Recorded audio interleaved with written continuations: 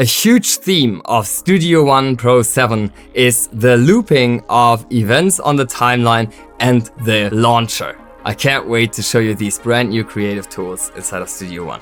The loop tool is now available for any type of event or part. To loop any kind of event on my timeline here, be it audio or MIDI, all I need to do is select it, then right click and tick the loop box. And you can see that the entire loop is being extended. And now I can also very quickly change the loop end or start point of every region.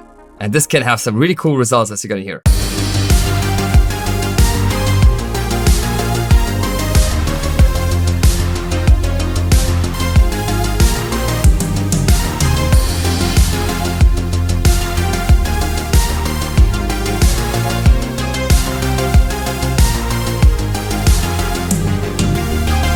Now, one of the biggest things that was anticipated inside of Studio One 7 was probably the launcher, which breaks up the classic linear timeline and allows you to have some fun remixing, reinventing, or jamming along to your ideas. It's also great for breaking up writer's block. Let me play this production for you right now, which I've written in a linear style from left to right, as is tradition.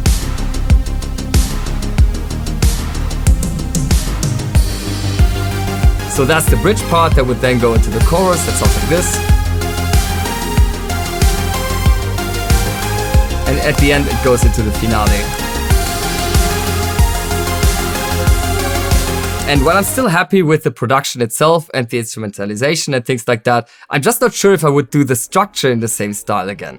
But I would have also never found out without the launcher because I didn't bother, to move all of these lead sounds over here to the bridge just to find out whether or not this works. That's too tedious for me. Instead, what I can do now in Studio One Pro 7 is I hit B on the keyboard, or I can also click here on this launcher icon next to the scratch pad. And this opens up a looping playground, so to say, that I can use to try out a few ideas. The way I like to use it is I just select all of these arrangement sections here, and then I drag and drop them directly onto the launcher like so, and they're being translated into looping cells, essentially, all of these audio and MIDI events. Cells are events from the timeline or things that you recorded directly into the launcher, be it audio or MIDI. And this is kind of a looping representation of the arranger section you see here on the left on the timeline. Now, you can use the launcher exclusively, or you can use it also side by side with the timeline, but please note that only one track can play at a time. The track can play either from the launcher or from the timeline, but not both at once. So it would be very easy to, for example, play the chorus from the timeline. And then hear that together with the drums from the bridge by simply hitting play from the launcher. And these arrows here are incredibly intuitive. I really love it because the way they're pointing, that is the currently used timeline, right? So if the arrow is pointing to the right, that means I'm hearing the track from the launcher, and if it's pointing to the left, then I'm hearing the track from the timeline. So you can freely combine the two and find some really creative hybrid solutions between linear timeline and looping pattern. For example, what I can do is I can hear the drums from the intro together with the bass from the finale, with the pad from the verse, and the lead sound from the chorus.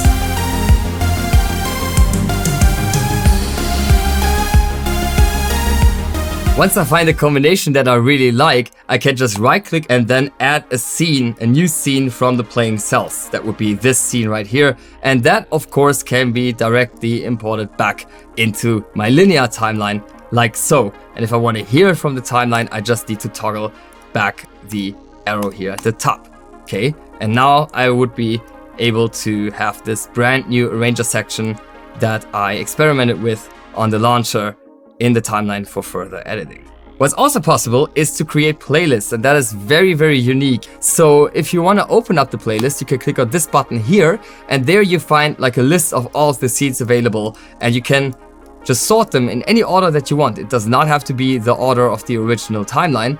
And you can also enter repeats. Like for example, I want to start with the intro, then I want to hear the verse section twice, so that would loop twice. Then maybe the bridge and the chorus can play 3 times. And all of that can be directly committed to the timeline by clicking here on the arrow and then inserting the playlist into the song. So this is an incredibly fast way to create an entirely new structure. You could create a radio edit of any song in a matter of seconds, or you could use it to improvise an existing piece into something entirely new.